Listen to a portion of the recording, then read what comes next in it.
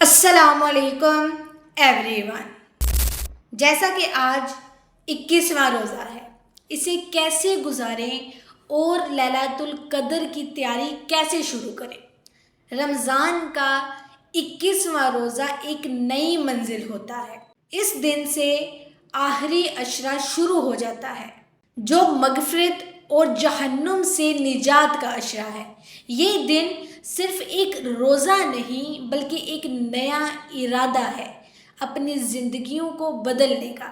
21ویں رات سے ہی لیلۃ القدر کی تلاش شروع ہو جاتی ہے۔ نبی کریم صلی اللہ علیہ وسلم نے فرمایا، اسے رمضان کے آخری 10 راتوں میں ڈھونڈو، خاص کر طاق راتوں میں۔ اعتکاف، جو لوگ مسجد میں اعتکاف بیٹھتے ہیں ان کی بہت بڑی نگہبانی ہوتی ہے۔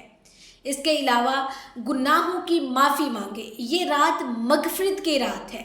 اللہ سے توبہ اور استغفار کرے، اپنے گناہوں کی معافی مانگے، کہیں یا اللہ تو معاف کرنے والا ہے، معاف کرنے کو پسند کرتا ہے، مجھے بھی معاف کر دے۔ 21ویں روزے کی عبادت، سب سے پہلے تہجد سے پہلے اٹھیں اور تہجد ادا کریں۔ عشاء کے بعد تھوڑا سو کر اٹھ کر تہجد پڑھنا بہت فضیلت رکھتا ہے۔ اس کے بعد قرآن کی تلاوت، 21ویں روزے سے قرآن مکمل کرنے کا ارادہ رکھیں۔ صدقہ دیں، اپنی زندگی میں برکت چاہتے ہیں تو غریبوں کی مدد کریں۔ درود شریف زیادہ پڑھیں۔ یہ رات نبی صلی اللہ علیہ وسلم سے محبت کا ثبوت دینے کا وقت ہے۔